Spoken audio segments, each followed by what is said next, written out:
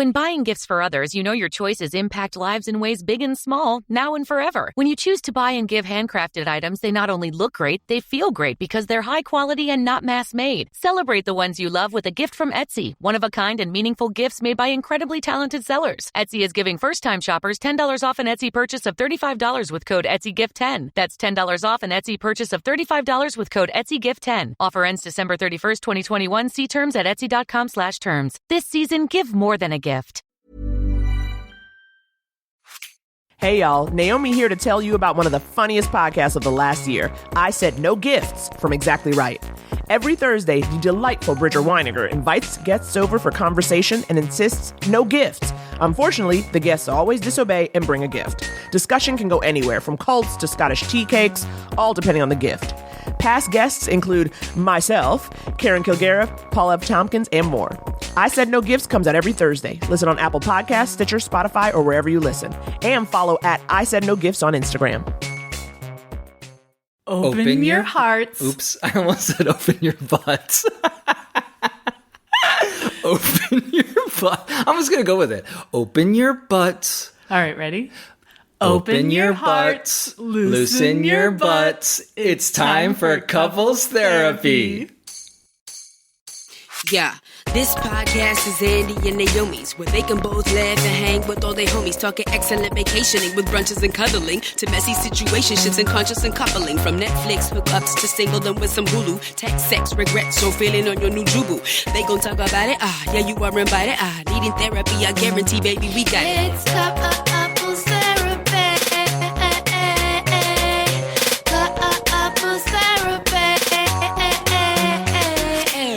Hey everyone, welcome to Couples Therapy. My name is Andy. And I am Naomi. We're a real-life couple. A real-life couple of comedians. And on Couples Therapy, we answer a couple different questions from a couple different listeners. Naomi, where are you at right now? Tonight, the day we're recording this, you're going to go to Largo and open for Amy Mann. Yes, I am. And I got to get my head in the game. It's just so funny because, today was definitely one of those days, classic Ekparagon day, where you wake up, walk the dog, eat a meal, and then go back to bed until about 3:30 p.m. And alternate between sleeping and watching a Korean drama on Netflix. Absolutely. Absolutely. Rugal, but we'll talk more about that on the Patreon. So I'm okay, let's get into show mode. Yeah. And, I'm so nervous that this audience is not going to like me, but I'm sure they will. Fine. I'm sure they will. Will this focus your mind? We talk about when I went to go get the recording equipment in the office, I saw on the printer our Thanksgiving order. I guess you ordered from Whole Foods. Is that right? Yes, I ordered from Whole Foods the last 2 years. I just feel like I've cooked Thanksgiving once, like all of it from scratch, and I hated it. And, it's good to know I did it. I made a turkey for once. It's like, okay, cool. It can happen. But I don't want to. You too could make a Thanksgiving turkey. Yeah. So, but I looked at it and it is primarily rolls and mashed potatoes, which I think it's a beautiful thing. It feels like you see me. Yes. That you know what is in my soul, which is just starches. Well, it is a very starch heavy. You didn't notice that I also ordered 2 stuffings, and that was really for me. So where you have rolls, I have stuffing. I see. Ooh, I didn't order a gravy. Got to get that. Oh, well, yeah. Get on that. It's okay, but I got a bunch of stuff, and then the 2 things that I will cook. I will actually cook, but I'll just buy those items, closer to. But what are those 2 things? Well, for you, honey glazed carrots. Oh, thank you. You like them? And it's like a thing that I can make that's very easy. Yeah. I'm going to say also, before we get to the second thing, I hope, guys, listeners, I hope you're on the edge of your seat for whatever the second thing is. But I got to say that tofurkey, not great. No. If I'm going to have a... the Thanksgiving I want. It's primarily going to be mashed potatoes, rolls, honey glazed carrots, maybe some green bean casserole. Okay, wow. And then maybe if I do need a protein, some nuggets. Corn, by the way, corn. Because did you know this Morningstar Farms owned by Kellogg's? I know. Kellogg's on strike. Do not get Morningstar Farms. Right. But corn, as far as I know. Yep. I mean, every corporation is awful, but as far as I know, at this moment, you are allowed to eat corn. Whoever makes corn is Quoer. not What a actively terrible word. not actively being a bastard. It's such a terrible name for something. It's like you're already not the thing you're even pretending to be, and the fact that you would then be like, we're not even going to use the word corn, we're going to go quorn. But it's made out of mushrooms. So why don't they use like a mushroom pie? They should call it shroom nugget. Or, fun guy. Ooh, but it's spelled like fun guy. Yeah. Yep. Yeah. Yeah. Well, okay, we'll talk to the marketing Those team. are all bad ideas. But now, Naomi, everyone's been waiting on tenterhooks. What is that second item you are making for Thanksgiving next week? Mac and cheese, baby. Gotta make it. Gotta have homemade mac and cheese. I love mac and cheese. I've yet to really make it well, but I will not give up until I can come up with a bomb macaroni and cheese. Toast some breadcrumbs on top. No. Absolutely not. That's sick. Interesting. There'll be cheese on top. You're going to have a hard, cheesy crust on top. That's the good stuff. Interesting. Now, speaking of holidays, Naomi. In the Dulce Sloan episode, there was an advice question about a mixed faith couple. The guy in the couple is Jewish, woman, Christian, Catholic maybe? I can't remember exactly. Something to do with Jesus. Something.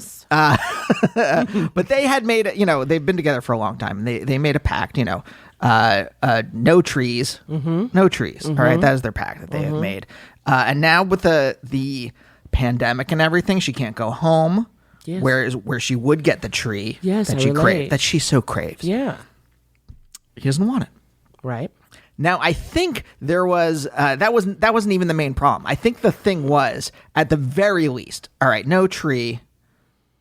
She wanted to do some kind of not even holiday card, but just card around New Year's. A seasonal card. Literally a seasonal card. Anything that says, 'tis the season. And he was like, absolutely not. And even that was a step too far. He I believe I don't think she phrased it like this, but I believe it was something like it was a holiday card in wolf's clothing or something like that. He was like, New Year's is just more Christmas. And it's like, no one has ever said that. Yeah. But okay. And I believe we came down on the side that I at least said yes, a tree's too far. That's a symbol. You'll hear it in some of these responses. But a card, not even a holiday card, just a card around this time. All right, now you're on your high horse a little too much. Yep. Now your horse, that's the tallest horse I've ever seen in my life. Honey, that horse is on stilts. That's a war horse on Broadway. All right, huge. Yeah, and you know how tall the stages are on Broadway? That's one high horse. That horse is so fucking high. It had 30 edibles. All right, so we got a lot of responses. All right, and I'm just gonna first of all, this came in after we recorded, but this is from the original person. Okay, with an addendum. Yes. Ooh, addendum. A little more context that might help with the question. My husband has a lot of anger at being excluded from the dominant culture his whole life. Is he from Pennsylvania as well? And his hatred of Christmas. I don't hate. I do agree. Dominant culture, but though. I do agree. Because I'm like, as you always say, as a Jew from Pennsylvania. Yes. And his hatred of Christmas is one reaction to that. So he feels that by decorating our house in twinkly lights or getting a wreath or sending a New Year's card in quotes, that his culture disappears yet again. And it has invaded the last place he feels safe from it in his own house. Now, I decorated our house with Hanukkah garlands last year. I initiated us doing Shabbat dinner every night almost 5 years ago. I've memorized the prayers I participate in and even take the lead on the major Jewish holidays in our house. The question is, how much should I ask of him to participate in the dominant culture as someone who feels persecuted by it? That's where it gets a little interesting. That's where it's like, okay. Now, someone wrote us on Twitter. There were a lot of responses. I just took a couple, and I actually had to edit them down because we got a lot. From Twitter, Andy, hope you and Naomi are well. I wanted to reach out as I listened to the latest episode, and I am a Jewish man dating a shiksa. For now, she's converting. Whoa. Okay, but do you see what these women are doing? Continue. And I wanted to add to what you were saying about Christmas trees, as I think I feel the same way. And I have had this conversation with my partner, and we do have a nice understanding on it. For me, Christmas trees are such a pervasive part of both American and Christian culture that putting one up where I live never felt like an option. Because Christmas trees were always a sign that we didn't belong. To me, at least. When wintertime rolls around in America, there's Christmas trees all over the place, at every business and offices, etc. And it's not even a thought. For them, it's just during this time the tree goes up.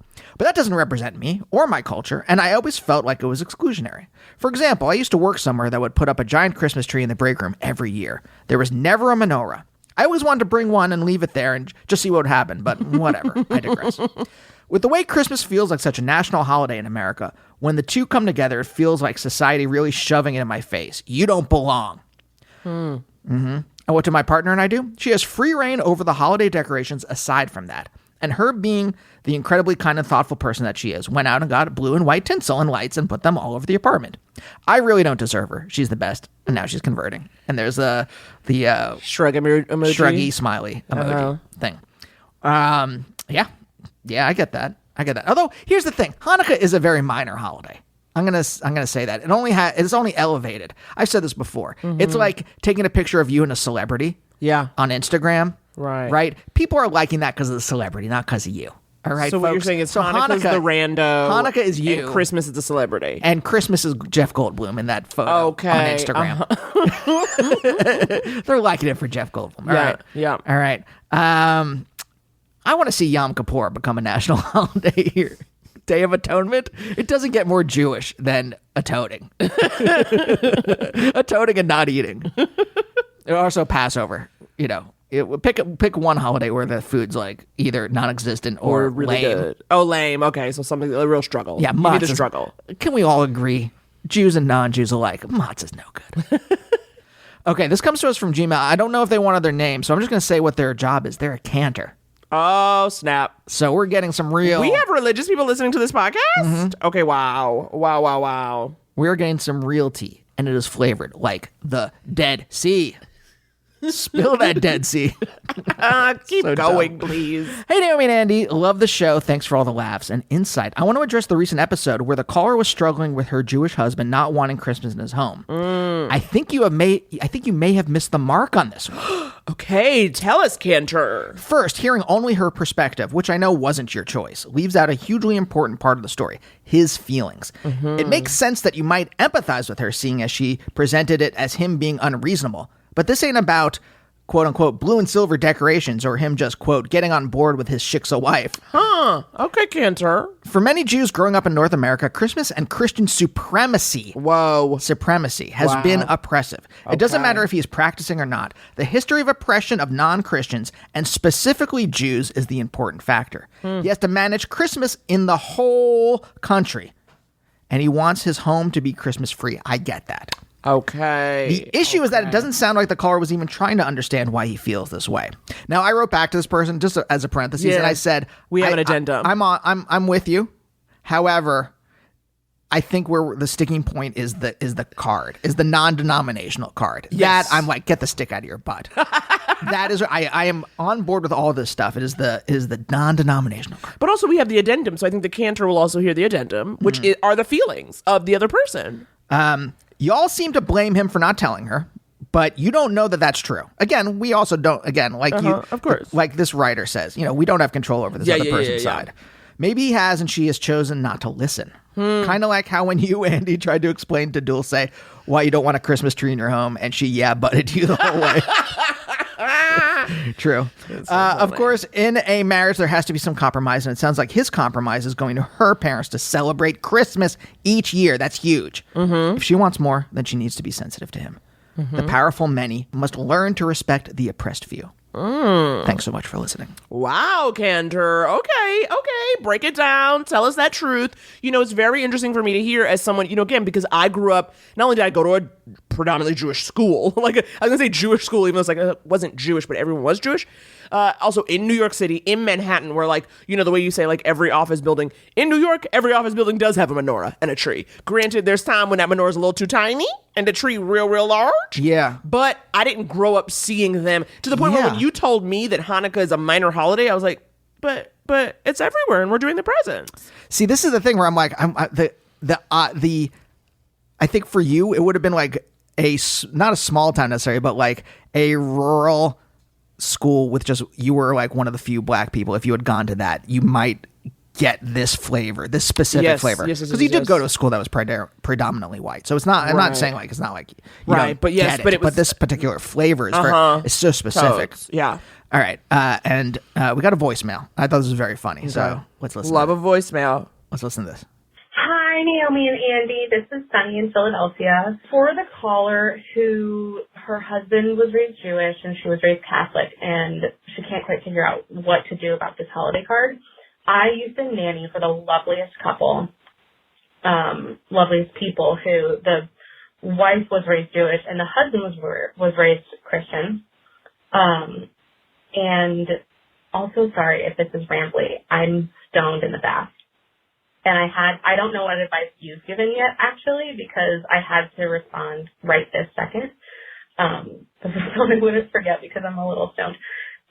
Anyway, this lovely couple that I used to work for, what they did was they send, and they still do it, they send an end-of-year letter, and they have so much fun with it. They do it in an email, and they love theater, so every year the wife rewrites lyrics of some great song from a musical, like, say, Look at Me, I'm Sandra Dee, but she'll rewrite it to be all about what the family's done over the year. And they'll talk about vacations they took and things the kids did at school. They include pictures of their dogs. They'll talk about sort of like if things have changed with either one of the parents. Like the dad runs marathons, that's usually in there, or if they've like volunteered together or somebody got a new job. They put it all into the lyrics of the song, and it's so wonderful and creative and something that I absolutely look forward to every year. So along those veins, what I'm suggesting to this caller, again, no idea if somebody already suggested something like this because I can't keep these thoughts in my brain, is like maybe you and your husband could try to find something really fun and creative to do together. Like I'm sure he's not just 100% grouch because you're married to him. But I know the Christmas thing is a bummer, but like maybe you can come up with something that's a tradition just for your family where he gets to flex like some creative skill or something he can get excited about that really is like, here's the year in review as we embark onto another. Okay. Stoned in the bathtub. Loving you sending us information. You got cut off, but you did get to the point. And that is nice. You're right. So if someone's like, okay, let's just like tell people what's up with us. I mean, yeah. A creative project together. Yes. Maybe it's not like a parody of a musical song. Right. Maybe it's a parody. Maybe do a parody. Hey, stick it to the dominant culture. Do a parody of a Mariah Carey Christmas song. Really Weird Al it up. Yeah. What's the main Mariah Carey Christmas song? All I Want for Christmas Is You. Yeah. Yeah. All I Want for Christmas Is? Juice. No, sorry. No, that was good. I was trying to think of a Weird Al thing, which would be food, but just literally food. All I want for Christmas is food. Hey, Weird Al, you listening to this? Weird Al, are you listening? First of all, if you are, we'd love to have you on the show. But speaking of having people on the show, Naomi. Wow, loving these segues. Our guest today, old friends of ours. Old times. How beautiful. And I feel like old friends that we learned about in a new light. Oh yeah, so I don't want to spoil it, but there was very stunning, jaw-dropping stuff for me. We are talking to comedians, writers, podcasters, Dan Klein and Kelly Hudson. You may know Dan from his work as a writer on Great News, on Sunnyside, on Speechless. Okay, he's out here. AP Bio, honey. He's out here doing the work. Dan also co-hosts the podcast Bible Brothers, which I have guested on, and I did have to listen to them read the Bible. And still waiting for my invitation.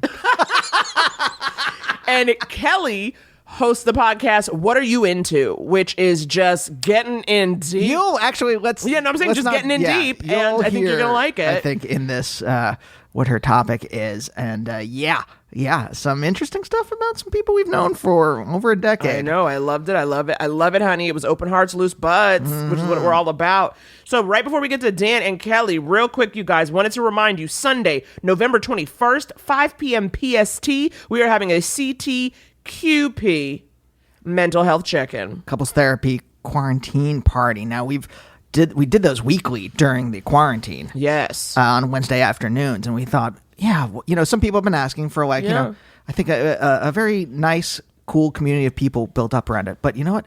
Anyone can watch. Twitch.tv/couplestherapypod. Ain't that the truth? This Sunday. There's going to be bits. We'll be chatting. We'll be answering questions in the Twitch chat. So tune in. It's going to be a fun time. All right? All right, you guys. Now let's get into Dan and Kelly. Roll it.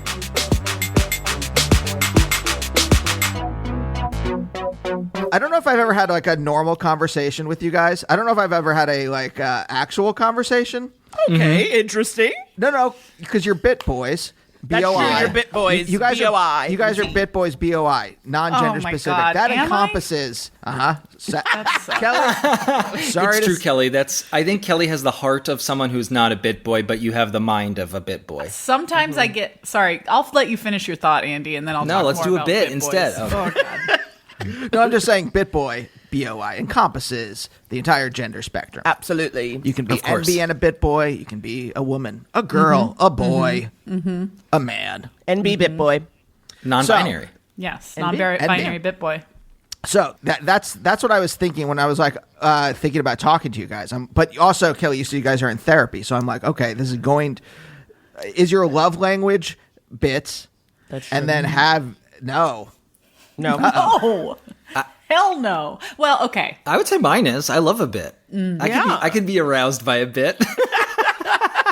Oh my gosh, a funny woman. I'm just like, go on. That's sweet. Did you have like pictures of Tina Fey in your locker in high school? I would have if I wasn't OCD to the point that I wouldn't put anything in my locker because it would Draw wouldn't- attention and I in also some wouldn't way. know how to like organize it. It was too overwhelming for me to do that. So everything I had is like very standard, how it's given to you. Like I never decorate my office. I'm that just- same way. I'm that same way. I can't. don't really. I don't know where to start. Nope. And I'm like, what is the item of art that will represent my interests and What is? personality for years to come? I'm like, I don't know. Forget it. I don't know. Forget it. How about nothing? I'm done. Nothing. So then you just have this very sad, drab room. Hold on. Yes. For both of Oh you. yeah, bit boys. No. I'm not going to pull us back to that yet. But for both of you, in terms of art, you can't just like look at a print and be like, oh, I find that aesthetically whatever pleasing. But do I have to have it? If it does something, if it like inspires something in you, It doesn't. It's too final, I think, for Dan. It's too final, and he feels he'll be judged for it. Yes. Oh, that's true. Yeah. Talk about therapy. And it's the same with clothes. Clothing Yeah. for Dan, too, it needs to be neutral enough. It needs to express himself a tiny bit, like a fun color pop here and there, but it needs to be very neutral so that it doesn't start like a, It doesn't draw "Whoa." attention. Yeah, where someone's like, what are you doing? Let me tell you, I was a sneaker freak before like sneaker culture became, ubiquitous. When I met him, he was a sneaker freak. And people would point it out at improv shows, and then I was like, I'm done with I'm this. stopping. I'm done. I can't handle being known as like the sneaker guy. Wow. Yeah. So I This is stopped. Very interesting because Yeah, it's do made you me seem sort of like sad. You want to say something, but I want to say something. you go first. Well, it's interesting because in a way, Daniel, you contain multitudes. In that, you Yeah, really give off. Wait, I'm not done. You're the leaves of grass person. We've talked about this kind of person before. Because you, to me, I think of you as like this happy-go-lucky bit boy who could just make jokes until 2 a.m. But then I Which is also true, know which is true. underneath there is a lot of anxiety. Horrible. yes. And it's Crippling amount. Hot lava Yes, field. Exactly, and yet it manifests in such joy and constant motion. Yeah, constant motion is very true. We were just noticing that I think our son is the most energetic person I've ever met in my life, and he definitely gets it from me. We definitely got a baby Dan. Yes, and got a baby this Dan. morning, he spent this morning running up and down the driveway. Just like going until back it was up- time to go. Yeah, he was just running. And even when it was time And that to was go, fun he for him. was like, he was hugging the basketball net pole and being like, oh, Just and I 'cause was it like, feels- please get in the goddamn car. And he goes, I was talking to the car, and I was like, wow, okay. I you think later, he was dude. trying to make the same shape with his mouth that the front grill of the car has. It's very odd, but it was like me standing there just being like, we could be going to preschool, but you're playing, So yes, there is that energetic, joyful side. Yes. That exists. that but manifests yes, in front of us in the form of our but son. deep underneath there is a repressed, frightened, heavily Jewish grandmother in there. Okay. Yes. Okay. Yeah. Who's been beaten down in many ways through centuries. Down. You're out here thriving, Daniel. No, In some you're talking ways. about the grandmother. the grandmother. The grandmother. Oh, within. yes. The grandmother within of has been beaten the down. generations of running away from people trying to kill them. Yes. Right. Yeah. An also emotional exists. pogrom is inside. Yes. This is something we've learned in therapy. Yeah. Is that, genetic trauma is real. For Yes, sure. that is very true. Intergenerational Yeah, trauma. I unfortunately can just be like, look at me. It's got to be true. Because where did it come from? Yeah. Wait, Kelly, you're not Jewish, right? I'm not. No. I'm not. And she's very Southern. calm. Very calm. A real cool customer, I would say. Yes. Hudson, that makes me think wasp. That. Yeah. Yeah. So close. We grew up. I mean, I feel like we're pre-Mayflower people. Wow. Just getting down and dirty, making ends meet. Definitely poor folk. Definitely South Texas, Southern Baptist. That. But what was did the you vibe. do to, like, you have no trace of Texas in your voice or affect, and was that a conscious choice? It must have been, because I saw a video of myself as an 11-year-old just being like, "Hey guys, I'm from Texas and I'm Kelly," and just like had totally different voice. And I think I realized at a certain point that like Texas accent equals dumb person to a lot of the Really? United States. Like, I think people, if you're doing an improv scene, and you want to dumb down the character, you can be like, "Hey, y'all," talk slow. That's the Texas accent is slow. It's a slow voice. It is rare to hear any like educated professor or speaker have a thick accent of any kind. Right. I felt like a like Boston accent would still also be surprising. Bill Clinton, I feel like, was our first like Southern accent, slow talking politician, Smart maybe, guy. Yeah, maybe I'm not true on that, but anyway, I think at a certain point, I probably consciously got rid of it because everyone just has like an idea about Texas, and I learned that when I went to college in Washington State. Everyone was like, "So y'all ride, horses to school?" And I'm like, What? No, they didn't. at that point, like South by Southwest wasn't a thing yet, as big as it is, and so people were just like, "Austin? You mean like I don't know?" They didn't give a shit that it was Austin. And and my parents also, I think, probably made an effort to change their accents, and they're college-educated Austinites now. Can we go around and try to say something? Each of us say like the most intellectual thing you can in whatever accent and see if it works or not. What do you Okay. mean? In any accent? Here, let me try. You see, when Foucault talks about the panopticon, Oh, God. I think it works. I think it works on. Well, that feels very Colonel to me, Colonel Sanders. So there's something about that level of, Yeah, that sounded like a rich military man. standing. That sounded Yeah. like a rich Southern man. Like, Yeah, not a well, yokel. yeah, sure. My Southern guy always has like suspenders on. Yeah, he's hot like, lawyer. He's in a lawyer. He's a hot lawyer. Yeah. being like, He's "Your dabbing his Honor." face with a kerchief. Yes. Yeah, almost like Absolutely. Louisiana, New Orleans. Yeah. We've had I money in see, the I family see. for years. Yeah. Derrida talking about difference. Yes, I Can I love that. pivot? Can I pivot, Yes. Andrew? Sure. I just it was stuck Ask in for my permission. head. It's tough. Again, I've never had I don't think I've had like a normal conversation. Hey, but with you you're not guys. letting it be normal. You see, this is what I'm noticing. Because my have anxiety. talked. Well, most of our No. long conversations have been on podcasts, Andy. On I feel your like- podcast. Yes, you've invited us on your podcast. I've been on your podcast before. Twice. And I feel like the whole conversation was about our like careers or whatever. But I've talked to you normally. Like we've done improv together. I don't think he felt normal inside. Yeah. Would that be This safe is to say, about Andrew? Andy. Andy thinks it's about us, but this is about Andy. Damn it. Absolutely. Let's Yeah. hear the pivot, Naomi.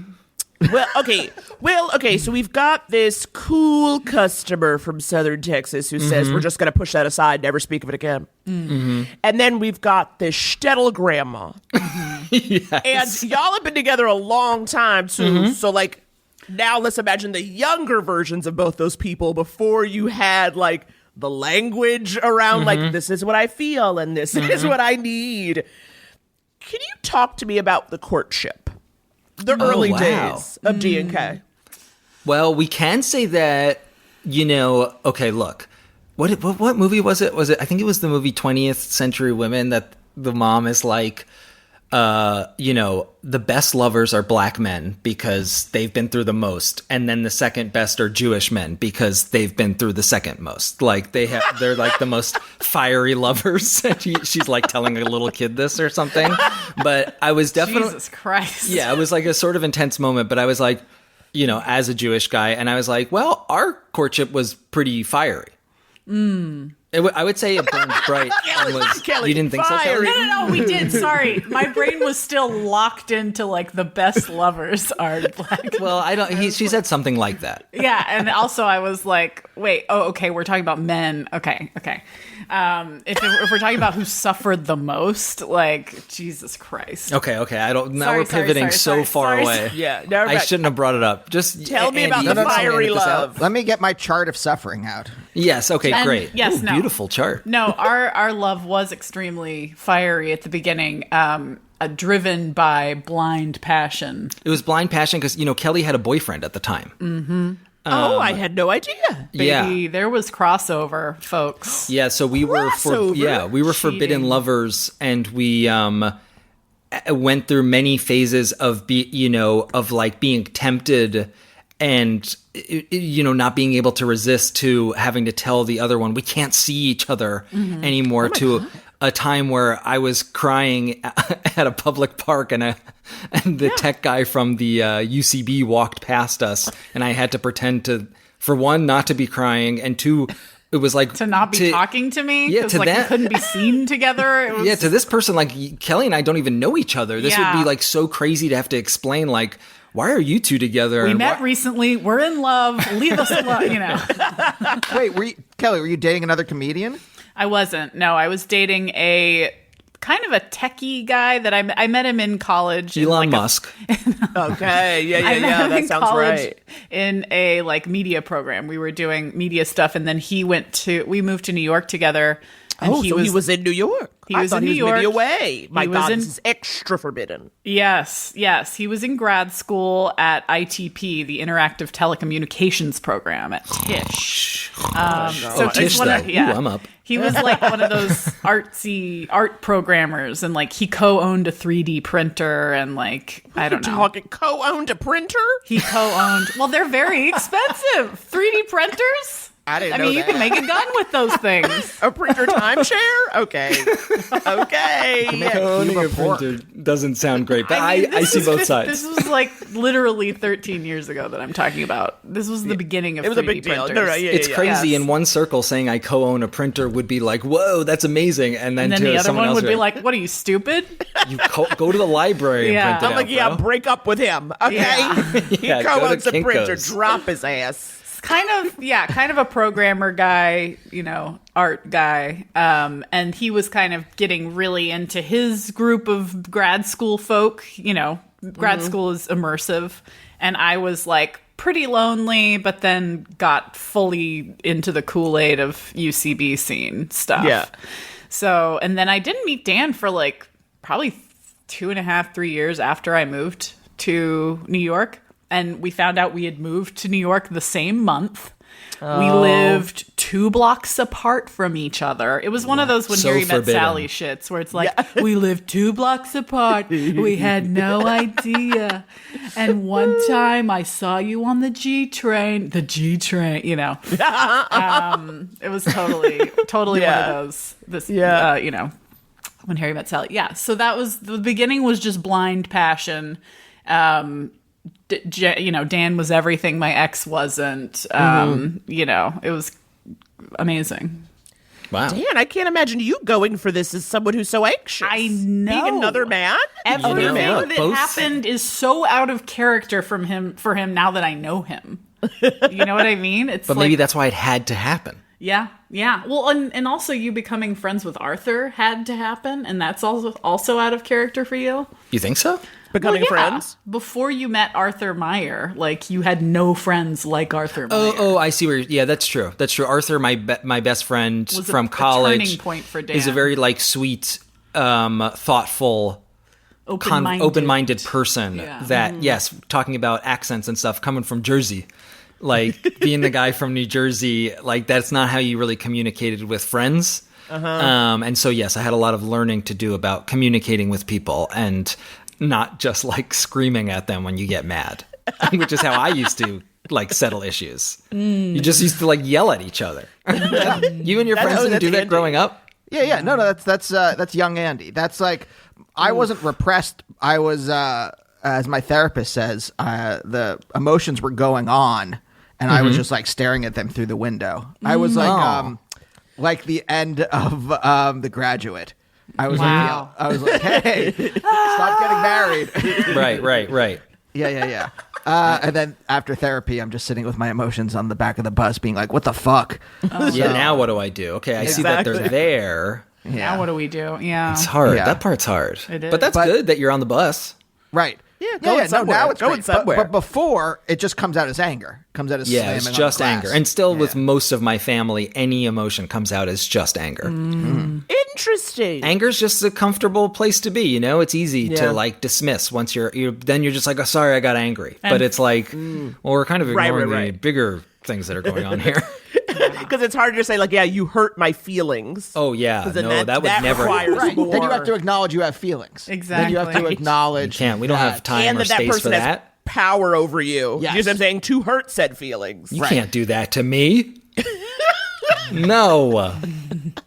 I just got mad for some reason. Oh, well. We don't know why. We don't know why. We'll just move on and never think about it again. Bye-bye. Yeah. I mean, you had mentioned that I was a Texas, like, don't ever speak of it again type. I think I definitely... I definitely have become like the opposite of that. Like I want to speak of it all the time. Like I'm really into like sorting through feelings the second they come up now. But probably when we met, I wasn't paying attention to a lot of shit. I was like very free spirit, very like, I fall in love with everyone, you know, like. No, what is that? Yeah, wait, I'm not sure. I'm listening too. I just felt like that I was, I at that point in my life, it felt like I was a serial monogamist. Like I was like, I keep falling deeply in love with people. And I guess this is in my nature. And, you know, and like I was also, there was this fear in me, like, well, what about when this deep love runs out? And then like, what if I need to move on or whatever? And where are you now? Where am I now? Well, at this Are you breaking up with me? Well, it evolves into not that like hot burning beginning thing into That's true. something else. Right. And I've gotten like super like, I don't know, comfortable and into and excited about that, the like, I don't know, the safe base. Yeah. With the child. Yep. And like, and also like your willingness to grow with me has been really important because we're both going to be just keep changing and keep growing. Yeah, that seems important to And realize like at some being point. able to like Ideally. jerk each other- If it's all- Ideally. I mean, most people if it all don't goes like well. to. Yeah, exactly. But you do sort of have to, if look in one the of mirror. us is stick and won't move, then I'm going to be like, well, yeah, I definitely have to move on. You know what I mean? But that's Okay. not been the Threat. case. Threat noted. That's not been the case It's yet. not. It's not. It's not always easy, but Yeah. it is weird to get older. Yeah. Yeah, Yeah. I know. Pretty depressing. Yeah, my therapist Yeah. suggested something yesterday. I forget what we were talking about, and I was just resisting it. I was like, don't make me change. And then by She's like, but you are. Fine. But by the end of it, Fine. I'm just like, you know, when I was like gritting my teeth, that's me being like, yeah, I know you're right. I mean, it doesn't have to happen overnight, but it's going to happen. Yeah. Yeah. My therapist has compared us to Dharma and Greg before. Oh, yeah. Oh, my gosh. Oh, my If we were in the Lord. 90s, we What? could sell this thing. Yeah. What? Yeah. I mean, Dan is not like a businessman But I am essentially... with lost parents. But we are a like, you have to earn and you have to have a job. Mm-hmm. Like, so Well, that also, you attitude know, is organized. there. You're also very organized, right? Like, Yes. you can't have stuff in your locker, so that's very Greg. Yes. But, like- And you've kicked financially people on organized. set. Yeah, he's kicked people on set, just like... And the underlying anxiety, too, and just sort of like... Yeah, I think it goes along with the Greg of like... What are you feeling, Kelly? I can't read you. I've never been able to read you. You're a cipher my to me. God.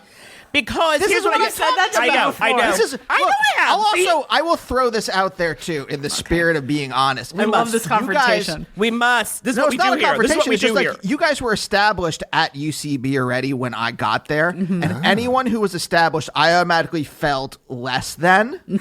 Yeah, he was like very into UCB. I know Do you know what I mean? exactly Like the feeling. No, I know like, that, yeah. to be in that space, and he was like, I gotta make it. I'm laughing because I know Yeah. exactly how you feel. Like 'Cause I any feel- cult, there's a natural hierarchy. Yes. that- Well, but it's weird. It's like, you know, like we've like met Paul Scheer casually and had him on the show, stuff like that. I don't feel that to him because he was gone already. Right. Kind of by that Yes. time. Oh, But the gotcha. people who were like on Harold teams or were part Right. of the like Pangea 3000. well, This exactly. guy. Like the sketch stuff. Status like, anxiety.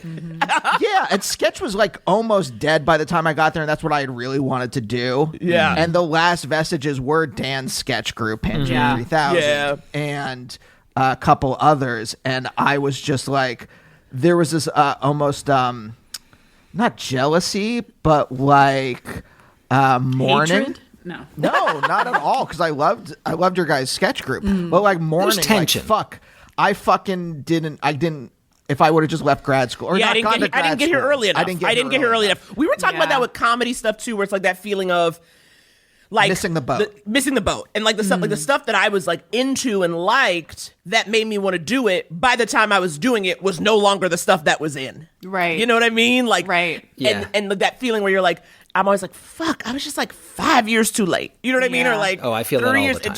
in terms of you know, the trends or like what it is, especially to find your tribe in all this. Yeah. Right. You know? Yeah. For sure. And yeah, feeling like, oh, I miss like the people who would have been my people because Totally. I was Yeah, it's so, I feel like such a dork when I am a fan of someone and I'm like, I really think we would get along and they would like my sensibilities too. But the only way to do that is to like be funny in front of them, which then you're like performing, you're like almost auditioning, which is so pathetic. Yeah. And it's Yeah, the I've worst done it thing. many times. And yes, and I've done Yeah. it. It's hard to not do. And then I think there's just some people that I'll never get close enough with because it's like I think there's just this divide there. Well, yes, and when you're too And- much of a fan of someone, I feel like we've managed to become friends with people that we're fans of a couple times. A couple times, not always. But mostly, it's really hard. I think it's a tough thing. There's Yeah, a weird. It's, you know what, we were actually talking about this about children too, that at some point when your kid becomes a teenager, they sort of realize that you're just their biggest fan.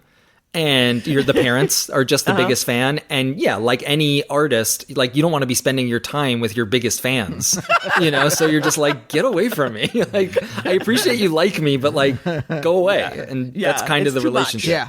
It's too Yeah. much. So- yeah. It's too much. Totally. That's where that anxiety is coming from. Yeah, that was from you. my end. Yes, that was your That kind of thing. thing. And combine that, I think, with like now that I'm on this other side of this divide, where I have a career and I've been through therapy, and Now you but think we're there's- pathetic. Now I I've look learned. down on you with this thing. So that's all. Yeah. No. But where it's like, but like I only see you guys once in a while, maybe. So like I still have that residual emotional anxiety, right? Because like it's not like I've grown with you. It's not like we like see each other all the time. That it's been able You to know, dissipate. Yeah. right. Yeah. So it's still the same kind of like reaction. And I think that's where that's coming from. And also like I think Naomi's right. Like I have trouble reading you guys. Yeah. Well, I figured out Dan though, and it's Yeah, really Naomi fun. and I work work together. together. Well, exactly, You guys and that's were in a why. room That's what I together? got under. That's where I got underneath. But You saw it all. there's a very fun way to have a conversation with someone where you just tell them what you think of them, and then they can confirm or deny. Okay. I've done this for half an hour, and I'm It's a not court going to give I up. want. case. I want to hear my Trial. I want to hear what Well, that's you think you of me are a and cipher. What's because, going on? Because because I met you, I think, through Andy, where y'all did some weird video where you had to play a woman in a Well, first we met through my old roommate, Kat, who you went to college with. Oh my God, right. You came over and watched Grey's. Yes, we watched Grey's Anatomy with each other 15 years ago. Cat from Minnesota? No, different Cat. Different Cat. Yes. That is where we met. Was it Wesleyan or no? Yes. Mm-hmm. Yes, Wesleyan. You guys went to Wesleyan. My first roommate in New York happened to be a friend of yours. We went to your house one time, watched Grey's Anatomy. Then I started seeing you around on the scene. Mm-hmm. Then you were dating Andy. Yes. And then, yes. Then we met then through Andy, I guess, at that point. Well, that's like when I feel like I knew you maybe more comedically. Like, I'd seen you at shows and stuff like that. But that's the other thing, too. So I met you outside of the world of comedy. So I was like, oh, hey. Mm-hmm. But then it's not like we had like a deep interaction. So it was a weird, like, where there's a familiarity. Mm-hmm. But I actually don't know you. Right. But like, you're the person I recognize from all this time.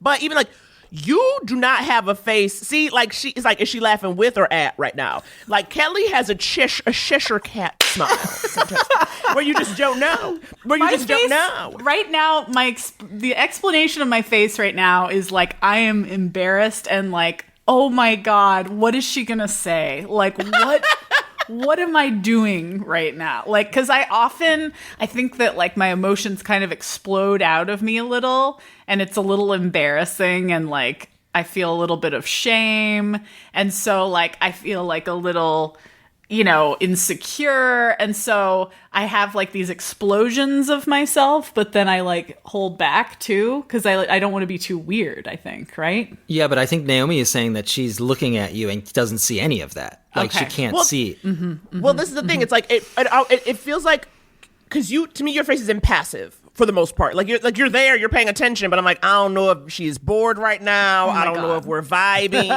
But like I'm so sorry. But then no, it's fine. But then, because obviously I know you do comedy and you are a weirdo, that I'm like, okay, where is it? What's going? She's thinking something. She's got a plan underneath, and I don't know the plan yet.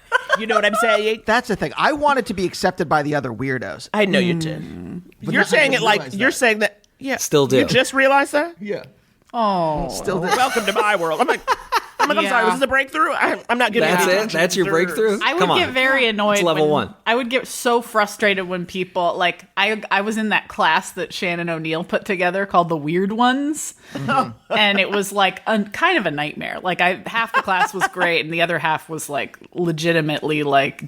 Well, you should explain what it was. She put together like a group of really weird performers that she had in classes in the past, I guess.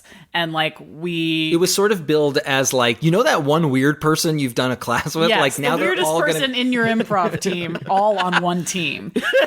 And it was crazy. Like there were a few people who had some like serious issues, kind of being unfiltered and like, Shannon having to like physically edit scenes. Like she was the teacher, but she would like run across stage and be like, stop touching her, or like stop being racist, or like stop. Like just like it was insane. But there was some you really. You had to tell someone at UCB to stop being racist?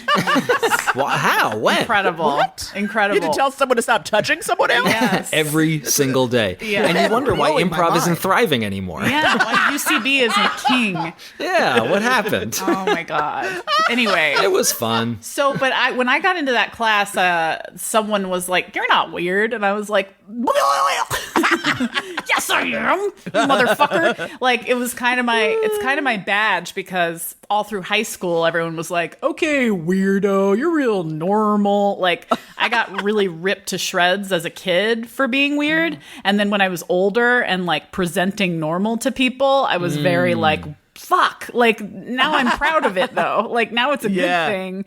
I want you guys to know that this is who I am. And I think it's been like a journey. Like, you're not being able to understand what's going on here has been like a journey of me trying to be authentic, and having on my podcast, that I have, What Are You Into? Which I'm exploring sex with friends and strangers. We have like these open, honest conversations about sex. That's like another like attempt to like get into what's going on in here and like figure out like how I truly think about these things, because I've been so repressed.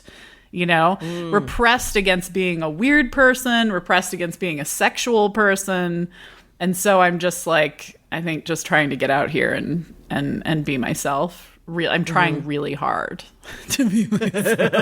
Midlife crisis. Yikesies. That's what it feels like approaching midlife. And then being a mom, it's like, oh yeah, you really lose your identity in there too. It's true. Literally now people refer to us as Jonah's mom and Jonah's dad. Right. Which is interesting. And like, oh yeah, that's my name now. Dan, I got really used to, Dan being the more successful of the two of us too. Where career-wise, for a couple of years. This is not okay. Well, regularly I'd go to things and be like, I'm Dan's wife. Oh, that's I'm true. Dan's wife. I see. Oh yeah, actually, my husband, Dan Klein. And people were being like, oh, of course, I love Dan. So you're associated with him? Okay. Kelly was just my trophy wife. Yes. But then I identify. Dan went to a party at Jash once, and no one knew who he was. Kelly had a short. So mad, and like everybody knew who I was, and no one knew who he was. And I was like, "Welcome to my world, bitch." Kelly had a short film that she had produced with that company Jash, and then I went to a screening. Was Ton screened? It was not a Ton screen. It was a different. Something it was else. a part. They were screening something else. They were screening something else, but it was with the people that Kelly had worked with. And yes, no one knew who I was, and it was very upsetting. And then I had a general meeting with Jash, and they didn't know who I was, and I was so furious because it was like, I'm literally so here working with my wife, and did you not even do a Google search before like we met? I was so mad. Things were not going well for me at the time too. So. There was a lot more informing what was going on in my head. I love the little egos of Hollywood. Yeah. That was a true ego moment. But still, like, why wouldn't you Google someone before you're having like a general meeting with them? Oh, why do they have to? Why do they have to? Yeah, well, they should. They have all the power. Oh, I see. They don't. Why do they give a shit? They don't, and that's what I learned. Yeah, and I was like, okay, that's what's happening here. Okay, never mind. Yeah, they had all the power. There's no reason for them to know me. They're just like, why are you here, basically? Yeah. Exactly. Is your parent wealthy and or famous? Exactly. Yeah, and do you have connections to those people? Yeah. Then why should they give a shit about you? Exactly. Yeah. We I don't love have wealthy or Hollywood. famous parents. Which sucks. Yeah, my parents. You don't know Steve Klein? He ran the Little League that I played in. Carol Hudson, anyone? I didn't get paid for that. Yeah. But like, okay. But like, was it having a kid that made you guys want to go deeper? Like, at what point were you like? Because Kelly, I seem to remember there was a show that you hosted at Beast, or co-hosted at Beast, and I remember like the UCB East Theater. Yeah, we were on it or something like that. And I remember you mentioning after, like, on stage how like you were in therapy, or like you and Dan were in therapy. So that was like a while ago. Yeah, no, it was a little while ago. Yeah, no, I entered therapy in, I believe, my late 20s because I was having like constant panic attacks. And like it took me a long time to figure out what was going on there. But I started going to therapy, then quickly after that went to a psychiatrist, got on meds. Dan and I were together at that point, and it took a lot of convincing to get him to start. And, he found someone that he went to for a while in New York. I'd say those therapists were like fine, but like, and I think we did do a couples. Oh yeah, we had a couples session with your. Well, let's not. Sorry. I can beat that. I mean, yeah, okay. Yeah, Dan's old therapist. And I think it was probably surrounding some like open relationship stuff the first time. And then, yeah, most of the like first few times we went to a couples therapist was surrounding that kind of stuff. And then, but then now we go regularly because it's like, I feel like pandemic crucible time, is just like, whew, we got to get like, I think parenting a toddler during the pandemic has just like put a lot of stress on us. So now we're going regularly. Like for a while, wasn't regular before the pandemic. No. Okay, I see. Yeah, and it is nice to check in with each other because it's very easy, as many married people can tell you, that when you're living with someone, you just can start to like fade away and grow apart, and you're not having a lot of conversations that are like, how are you really? Yes. You know, like, hey, do you want to sit down and like look at each other and really check in? Yeah, there's so much else to talk about. Like the logistics of running this house, our estate, our 2-bedroom estate in Glendale. That's, 1,000 square feet. There's so much to talk about. There's The Sopranos. Yeah. There's Dog urine. Yes, dog urine, Wallace child urine. and Jonah. Yes. They need so much. Yeah, They do. They need so much. We have so much to upkeep that when it comes down to like, how are you really doing? What's going on? What do you need? What do you want? And most of the time, I don't even know. So Yeah. you really kind of need a little bit of time to say, okay, let's figure this out so like we don't kill each the other. question regularly so you can even develop an Really, opinion. yes. We're not trying to kill ourselves, not trying to kill each other, okay? That's the goal here. Exactly. Why don't we take a quick break? I want to get more into this thing. Okay. We'll be right back after this. When buying gifts for others, you know your choices impact lives in ways big and small, now and forever. When you choose to buy and give handcrafted items, they not only look great, they feel great because they're high quality and not mass-made. Celebrate the ones you love with a gift from Etsy, one-of-a-kind and meaningful gifts made by incredibly talented sellers. Etsy is giving first-time shoppers $10 off an Etsy purchase of $35 with code ETSYGIFT10. That's $10 off an Etsy purchase of $35 with code ETSYGIFT10. Offer ends December 31st, 2021. See terms at etsy.com/terms. This season, give more than a gift. Hey y'all, Naomi here to talk to you about Rakuten. Rakuten is the smartest way to shop and save this holiday. Because yes, we are going to be spending. The holidays come and you got to get gifts for Bae for Hanukkah, gifts for Bae for Christmas, gifts for Bae for Kwanzaa. And the thing is, Rakuten gives you cash back at over 3,500 stores across every category. Fashion, beauty, electronics, home essential, travel, dining, so much more. And you get your cash back in the form of a check or paid directly to your PayPal account. So what I'm saying is your cash back is actual cash that you get back. There are over 15 million members of Rakuten. Membership is free and it's easy to sign up. And so far, members have received nearly $2 billion in cash back. So it's real. They're really hooking you up. So start all your shopping trips at Rakuten.com. That's RAKUTEN.com, or get the Rakuten app to start saving today. Again, that's RAKUTEN.com, Rakuten.com, so you can start getting cash back when you spending that cash. Hey y'all, wanted to pop in real quick and let you know that if you like what you hear and you want to support the show, there are a couple different ways. Most of our support comes from our wonderful Patreon community. For $5 a month, you get 2 bonus episodes of just us mostly spilling the tea and occasionally searching for crazy bread in Los Angeles. Plus, lots of other bonus content. We love our page pals, and we couldn't do this without you. And if you want to join, go to patreon.com/couplestherapypod. We also have merch, which includes Gotta Miss a Bitch and Jubu t-shirts, which you can find in the link tree in our Twitter or Insta bios. And for absolutely $0, you can rate and review the show on Apple. 5 stars, please. It'll only take 10 seconds, and it helps us tremendously. Okay, that's it. We love you deeply. Now back to the show. And we're back with DK and KH. Here. Hello. Wait, Hi, sorry. guys. Thanks for having us back. I thought we were gone. I thought you were just kicking us out. Yeah, I thought it was an I was excuse like, oh my God, they're just going to turn off the computer. Sure. They're going to end I the did Zoom turn off. meeting. I turned off the video and muted it. So you guys must have felt like you were in a void. Yeah, we've been waiting for hours in a dark room. Are they coming? It's freezing in here. Oh my God, there's no light. I can't see any light. Sorry, when did you guys? Maybe I misheard, but when you first started to see a couples therapist back in the day, what was the issue? An open relation? Yes, Kelly. Okay, so Kelly is a sort of a polyamorous. Kelly's a horny woman.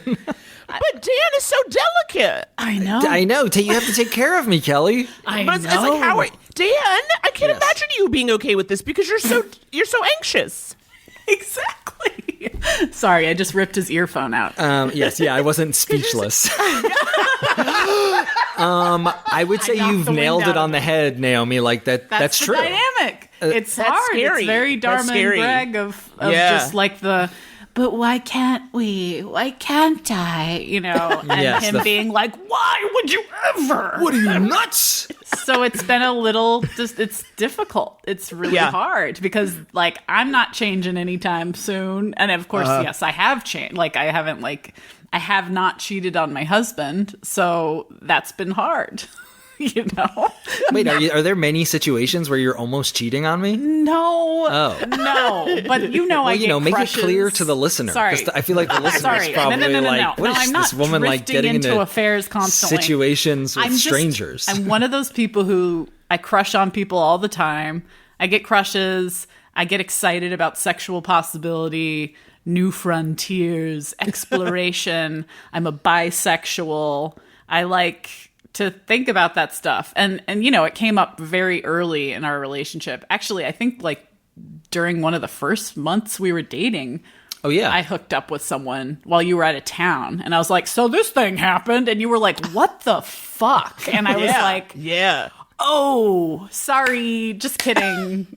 I don't know why I did that. And it was probably some weird reaction. But this isn't my nature. You know, this is part of me. Well, yeah.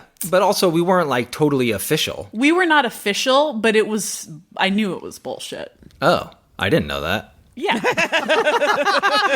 I guess it's long enough ago that I don't care. Well, that night too, like Jesus, the person I hooked up with, the circumstances, it was like some destructive, crazy Kelly shit. Like I was like doing drugs, drinking, Kelly, who are you? Yeah, now I have questions too. I can imagine. It's interesting because I can imagine you like off the rails in any capacity. Right. You seem very wholesome. You've always seemed like a wholesome weirdo. But also just like very measured. I don't know. I think of you as a very like a port in a storm kind of person. Yeah, I do. You know, I think steady. Well, thank you. And I do have that to me, you know, because I think that's my main function as a mother is like keeping things steady, keeping my son's emotional system regulated, helping him to like deal with big emotions. Kelly is a rock when she's the like in the family, she's the stabilizer for everyone. Thank you. Yeah. And also though the enforcer. Yes, and like when it's time to put your foot down, it's mom time. Right, Daddy. Dan, can't. what are you doing? I'm hanging out. I'm folding laundry. He's being sweet, fun daddy. Yeah, I can be sweet, fun dad. But here's the thing: is sometimes I think, as for me, and I think dads in general, we're very quick to anger. And sometimes that's not called for. When it's like, hey, we're trying to get this kid to sleep. I don't know if screaming and scaring the shit out of him is like the best way to.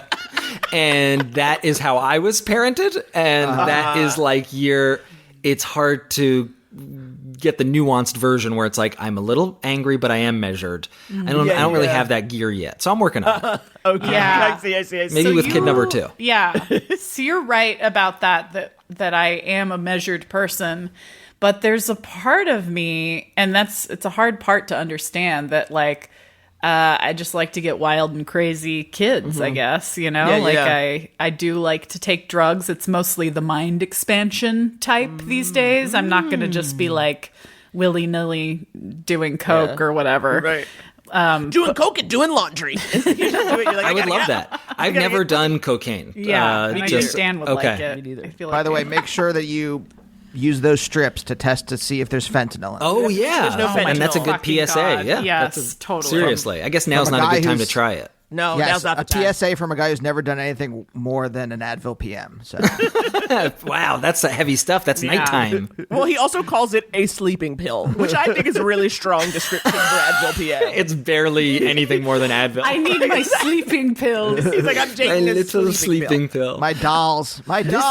This is an interesting insight, I think, into comedy and entertainers in general. Is like what you guys are saying is this like, where is the wholesomeness line for some people? Because I think so many performers are their freak side is out on stage. And then when you get backstage, it's like most people are just like little hermits that are like, I'm not even a full person without, like that's Dr. Jekyll. And without this is, the lights, I'm nothing. Yes, like I'm nothing. I can't even I be. keep discovering that. Yeah, and Kelly, I don't think is that. No. I'm a little bit closer to that, though. Even I don't think I'm fully that. But I would say the crazier parts of me I usually reserve for performing and writing. And then, when I'm home, it's like I'm folding laundry. Yeah. 100%. And I guess the crazier parts for me are like, I don't know, relating to people. Like, I have like a passion for deep conversations and relating to people and meeting new people and understanding people. So... Well, I think that for me was why I never really made UCB was never really my scene, because I was because we saw the whole idea of a bit boy came out when we were doing an episode with Jordan and Jesse. Even earlier than that, it was Dave Foley. Mm-hmm. Dave Foley was the first of the kids in the hall. Was the first yes, bit we had boy. those two on where it was like an episode where I was like, I don't know what we to couldn't say to scratch any of the these people. surface I was of like, it. I don't know how to engage when people I are think like that's old school. jokes, and I'm much more like, what's up with you? What are you about? It was that was a really tough episode because I couldn't get any like that boat. I am in that Yeah. boat. I really hate when an episode that I'm doing turns into like bits. I start to feel lost and like confused. That's why when you said I was a bit boy, I was like, what the fuck are you? I feel like, but maybe I've changed because like, I feel like it's really hard. Like, I do like to joke around and whatever, and it's fun for us. Like, it's like a nice way to blow off steam or whatever. But in general, I want to like have a real conversation. Like, I've been to a lot of parties with young comics lately where I'm just like, holy shit, we're not going to get to the like, we're not going to actually talk. Well, I think it's a younger thing, and it is past generations. They're not as heavily medicated and therapized, and people are just getting real on that Twitter. Yeah, they didn't have that. They're keeping that warm fur coat of bits on. That's true. But they didn't have Simone Biles quitting for her mental health. Exactly. As, right. As a symbol of like, this is something I should think about. I like a healthy balance of both. Sometimes it's fun to just do bits, but then it's like, hey, let's be real people too. Mm-hmm. Sure. I think it's just not. I think it's more like I realize too. I'm not good at bits I'm not good at small talk, or rather, I can do it for literally 5 minutes. Right. And then the thing is, because when you don't have a shared history with somebody, like if I'm at a party and I don't even know, kind of. Like, sometimes you will say, and Andy will be like, how you do it inside? Like, that'll be kind of his intro. That is a thing I learned at UCB because I was that. fucking sick of like there was this. Okay, so for the listener, at Chelsea, UCB Chelsea, the performers would stand in the back corner, right? Because you got in for free and you didn't want to take a seat from someone. You weren't allowed to take a congregate seat. back there. And there was this weird kind of like, people would be like, so what are you working on? And I was like, this is not real showbiz. Why are you asking me that question? That's so You're true. in a stinky basement. We had no like performing for we free. weren't getting. There was no like Hollywood deals. No You had one audition for a VH1 talking head show. Shut up. Exactly. Like you would get like maybe like commercial auditions. I was gonna say we all had the same commercial audition for Stewart Talent. But like, right, exactly. We all were clients. And he sent us all to every audition. And we're like, hey guys, He didn't read the emails. He just forwarded it, blasted it to everyone. None of us booked anything. No.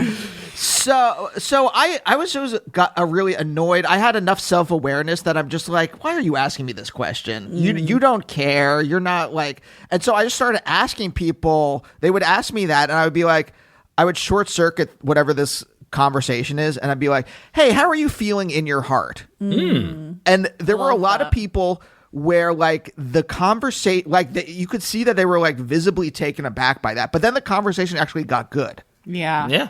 And that's how I started doing that. And that was like, I mean, I had to have been in therapy at least a year at that point. Yeah, you can't do that without that it. idea. Yes, No. But also, it's a good but also to that question is interesting. It's a litmus test because it basically the person who answers is someone you're gonna want to talk to, and the person who doesn't is like, okay, bye. You know what I mean? Like, because sometimes people are like, how are you in your heart? And then someone will make a joke, and it's like, oh, okay, so that's where you're at right now. Like, you kind of can't get into it, and it's like blessings. I understand. Maybe you're in a party setting. But like my favorite party setting is just to be in a corner with the one person I want to talk to. Right. Do you know what I mean? Like at a party, I'm like, That's exactly, that's all what it I is. I'm like, feel. oh, But wait, yeah, how are you guys feeling in your hearts?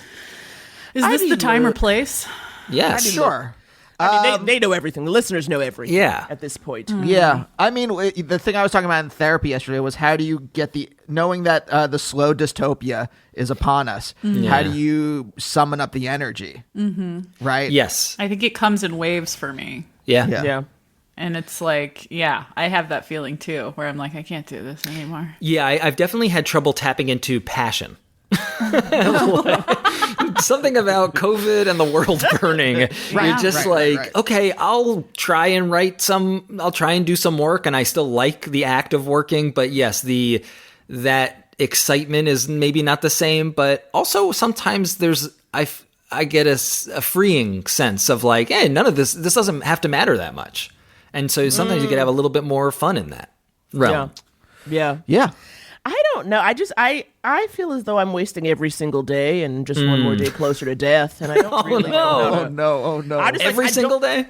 Most every day. Yeah, I guess it's hard to get a win out of there. I am not a self-motivated person. I need someone to require something of me. Oof, I love a I'm task. not going to do it myself. Yeah. No way.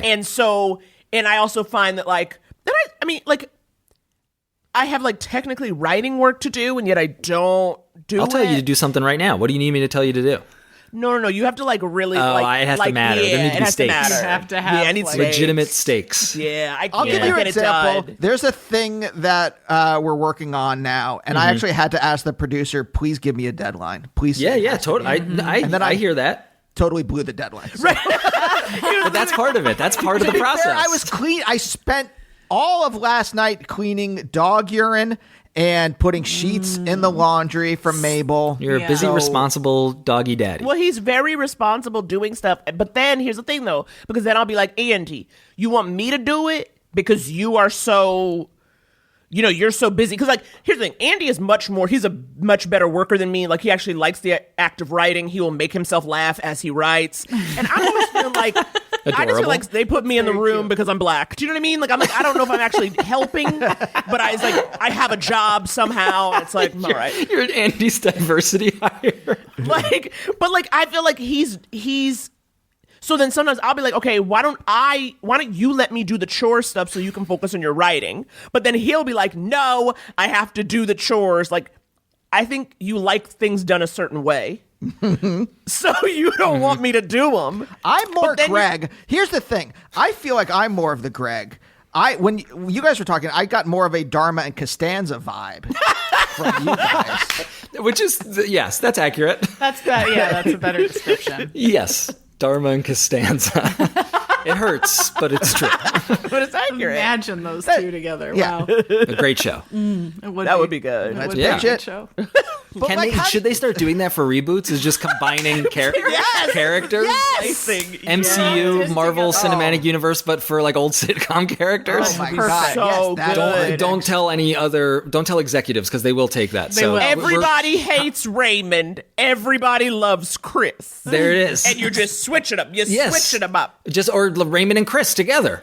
Everybody hates Joey. Joey's in there too. Tribbiani. Joey, Yes, Raymond, and yes. Chris move into a house together next to the Full House house. Wait, isn't Chris a child? Yeah, but Yes. he's hanging out. So what? Okay. He's got it. So Kid. now he's got to be. He adopts him. No, played by the Raymond- same actor who's an adult now. He's the kids. There we go. He's grown up. People love that. They like to see Girl Meets World. They want to see the grown-up version. They never want the characters to leave. Hold on, we're falling into a bit. Girl Meets World. No, but I like the show. Anyway, continue. No. You were It is saying a- you're it's a great Greg. idea. You're Greg. I'm Costanza. And I just need, there are just certain things I need done a certain way around the house. Okay. For me to feel unattached enough to create. What are you saying? Unattached from the world. This is the other, if we want to get into it, this is the other thing I talked about in therapy. I need to feel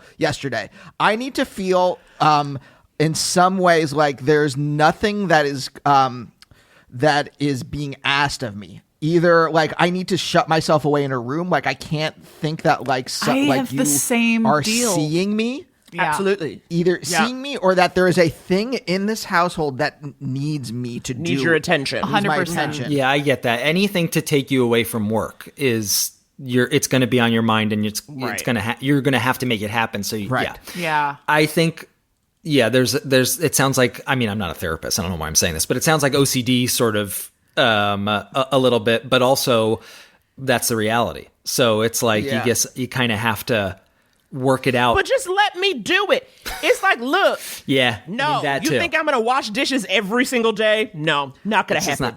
What about a switch get off? Washed. Can you switch off? Naomi, how many of my socks are now missing? I don't know. Naomi's stealing socks? No, I'm not stealing socks. This is what I don't understand. He's convinced that, like, when I dry the socks, I'm getting rid of the socks. Guys, You're not careful about guys, the socks. I just want you to say I relate. I just wanted to say that I relate, Andy. There are certain things that I don't want Dan to do because I want to complete them. Oh yeah, Kelly often corrects me. I'm like, I have to redo this. And I'm just going to keep doing it my way. Sorry, that's how I do it. Yeah. Wait, okay, hold on. Dan, I gotta ask, when you say OCD-ish, do you mean that like metaphorically, or do you mean that like you think bad things will happen if they're not done? If like... Like, I think in a way that, not that bad things will come, but just that you're obsessive, that you can't concentrate on something else because you're just thinking about that thing. So I didn't know like it was like more of a metaphor, or if it like I have a friend who like actually has OCD and then has to like the real deal. Like the real. like You can't, you know like can't if they see someone that they think is in that they made up in their mind is in trouble. Oh damn. Right, like walking around, they have to like, and they're in their car, they have to like loop around to make sure they're safe. Oh Right. geez. Okay, I that think is like a people true can compulsion. I think there's definitely there's like a spectrum of OCD as well. Like, and some people can have tendencies. I think postpartum I had some OCD stuff, and some a part of OCD is obsessive thoughts. And what I would have a lot right after Jonah was born was like something terrible happening. I used to think about, I suddenly was like, what's stopping a car from coming through the front of our house? Oh, Right God, now. yes, of course. Like, what's stopping? And our sweet baby is sound asleep, and he's just, we're going to be dead. Sorry. Right. This is not the same, but I have those exact same thoughts with our animals. Yeah. Oh, I'm but constantly what? But no, that's not, like last week, Andy and I are leaving the house, and as we are locking up, there's like a guy who's just like out of central casting, like Danny Trejo Standen. Okay. And he is like walking in the middle of the street and just like staring at us as we kind of lock up. Where I was like, love that. okay, he is memorizing our address. He realizes Beautiful. we're leaving. He knows when he's we're coming in back. and out of the house. Exactly. He's like, he sees we're leaving. He's gonna loop back. He's gonna come in this house. He's gonna like destroy things, and then he's gonna leave a window open, and the animals are gonna leave. And Right. like I'm not that. so- I literally had that The whole whole thing went through. that whole night. I'm not so worried someone's going to steal my guitar-shaped menorah, right? It's more Very about cool. the like... Congratulations, by the way. Yeah. My parents at one point were like, well, he likes indie rock and he's we're Jewish. And what else rocks? It's Hanukkah. What a holiday. So it's more about the animals. Like anything that could hurt the animals, I'm constantly thinking about like what is the and Yeah, because they're so like, dumb. Do you know what I mean? So it's like Yeah, every they kinda little thing, walk like right on the into it. floor. They find it. Like anything on the floor, you're like, okay, this little thing, and like next thing you know, you're like, oh great, he just spit up plastic. Where did he get plastic from? Right. Like Jonah won't eat plastic. Yeah, Jonah will not Now. eat plastic anymore. That's true, But he he'll would have, still yeah. like put a random thing in his mouth and then just be like making a face and then spit something out. And I'm like, what the? Don't eat a coffee bean. Like, you can't have a coffee bean. Stop trying things, you know? It is interesting how when you have a dog and a kid, how suddenly like every square foot right around you becomes just like the most dangerous thing you've ever seen, and you're just like scanning for like constantly. where is there more How danger, is he because gonna there kill is himself on there's this? I mean, we found out like plants near us are poisonous, which I never would have cared about before. Yeah. And Jonah has eaten a hot pepper off of a bush When we were visiting Texas, there are wild peppers called like pepinos or something. They're like teeny tinies. and they're peppers. so hot. They look like berries almost. And my dad was like, same thing happened to me as a little boy. I filled my pockets up with them and my thighs were on fire.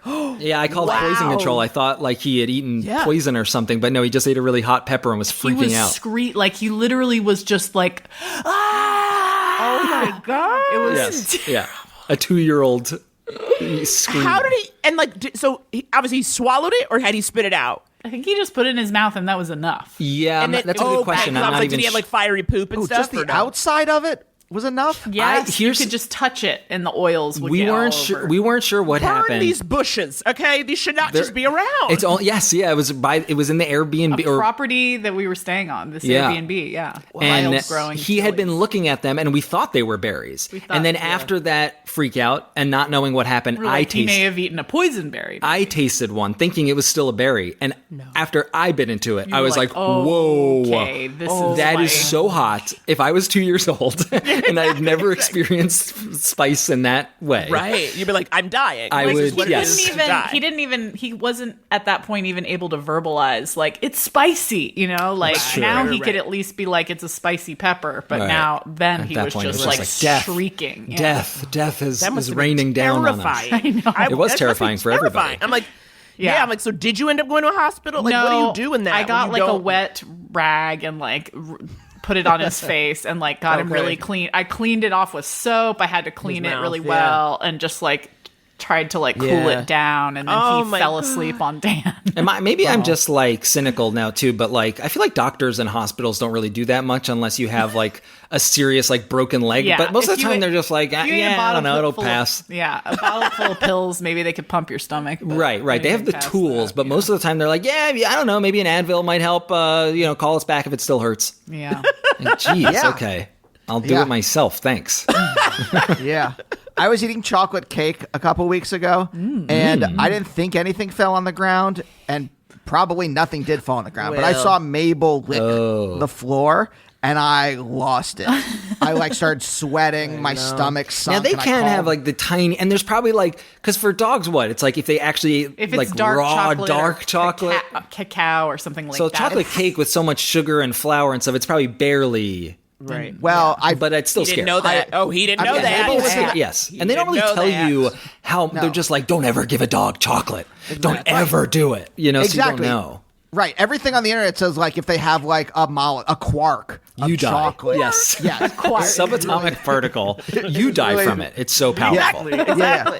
And so I like lost it. I'm like, she had just had her last chemo at that like maybe a week or two before, and I was like, I can't believe she's beat cancer, and I fucking killed her with chocolate cake. I called the like animal poison control line, and their very first thing they do is like, "Do you have $65?" You have to pay before they'll even tell you, give you any answers. They're like, "Credit card number, please." I'm like, "My animal's dying." And she's like, "What is the CVC code?" I did the same thing. I had expiration date. I had put on this like months ago. I had put on this like mosquito repellent that had like lemon oil, essential lemon oil on it, and cats can't have essential oils. I didn't know that. Squee licked my leg, just like one little lick. Oh, and I changed the course of the evening. And I changed the course of the same place. We called the course same place. of the time-space continuum. It really just nothing has been the same ever since. But is that kind of like obsessive thought? And I think about like all the things that can hurt them, and then I obsess about those things. You don't smoke weed, Andy? No. Nope. Tylenol PM. Never. That's it. I know that's because he said Tylenol PM. Yeah, I wasn't. Exactly. I wasn't Would you be willing to try it? I think I'm too old at this point. No, that's come on. Get out of here. You got cancer patients in there that are dying that are token up to like get a little relief. Wait, how long have you guys been together? 12 years. Okay, I thought it was like about the same time as us. Yeah. Is that that's the same time? We're 11 and a half right now. Oh my gosh, that's amazing. 2009. Cool. We met in April, and then we started dating by like October. And then how many months until you ended it with the tech bro? Well, I don't know what else to call him. Oh, poor guy. We met in April. Then we I feel like started getting crazy like a couple months later. So it was probably like Summertime, July, yeah. August, Summertime. September. Yeah. It was like Summer 3 or in the 4 city, months. baby. Oh yeah. Our first Was it at kiss was on the DCM? day Michael Jackson died. Yes. Michael Jackson died the day we first kissed. And that's what brought you together. That's what it was. We were together. so happy. Also, I was very happy because I had just done, my team, Cape, had done Cage Match with Death by Ruru. Oh wow! So It was a big night for me. Okay, Oh my that is God. a sentence that means Hold on. nothing I don't want to. I don't even want to No, explain that to the listener. Don't even. But if you you feel know, like it- you feel if it, you Andy. know, you know. what it was Yes. like. if you And if know, you don't, you know, you're but lucky. no one You're knows. lucky. You're so lucky. If Yeah. you don't know, you're lucky. You're Yeah. lucky, Yeah, exactly. If you know, you don't. know, and if you don't, you're lucky. You're Yeah. lucky That's the because rule. just don't know this. Yeah. So we got together in October of 2009, and then Okay. we got engaged in 2014, married in 2015, and now we've been together 12 years. Dead in We died. 20, Dead in 2049. Yeah. You already So have the We had bad. our first child in 2018, and it just keeps going. We just And you keep- wanna just have keep another adding one? things. What's that? we do. You want to have another one? Yeah. Are you sure? Yeah. Well, we should. You know say, what though? I've heard that it's much easier. Like I know it sounds insane that two No, would be it's much not easier. that. It's like, do we need another Caucasian child? as the Yes, world Naomi. burns? Well, As the remember you world came burns. on our Yes. podcast I and we know. had this conversation where you were trying to convince us not to have kids. I think that's what it was. Probably. And you're very right. We do not need another Caucasian child. And I don't know what to say. I don't know what But to you say. just need it. You just want it. You just want another little baby. Yes, Who I looks want. just I like feel like you. we You just can- want another person that I looks feel- just like you. I have permission to replace myself, and Dan has permission to replace himself, and then we're done. Two's the limit. I see. Wait. I want to go back for a second because I'm still curious about how did you navigate the open relationship, like the feelings that you about that. Yeah, Because that seems difficult to me. it's so difficult, and it's not resolved. It's not like a resolved It's thing. ongoing. It's Yeah. ongoing. It's a live wire. Also, it's- well, like we should also say nothing has like happened in COVID. It's COVID times. So, right. yeah. COVID times has also been Like- tough. But, I mean, before, but like pre-Coco. Pre-Coco, we definitely opened up for a little while. We were on dating apps. I'm sure a lot of people thought we were cheating on each other. Yes, I got contacted. Wait. Now we should say this. Yeah. I tried it out. Dan tried it. Dan! Yes. I don't know. I just keep doing. I just like saying his name. Like I was sure like- I can't take anything. We were on our honeymoon being like, wouldn't it be great to go on a first date with someone and just like get laid? And then we came home from our honeymoon and made Tinder accounts. Like here's my understanding of it as someone who's not actively as like a pursuer of this. Yeah. I understand it. You know, like we would talk. Yeah, Kelly and I would talk like that would be crazy. Like we're just going to end up the two of us together for the rest of our lives. That's impossible. It seems impossible, and it seems like most people are made miserable by that. Not everybody, but many people are. And I feel like at some point Monogamy is a construct.